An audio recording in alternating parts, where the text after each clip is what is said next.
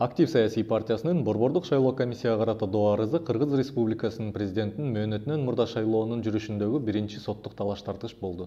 Өз дооматында партиянын төрагасы 10 январга дайындалган Кыргыз Республикасынын президентинин мөөнөтүнөн мурда шайлоону жокко чыгарууну талап кылган.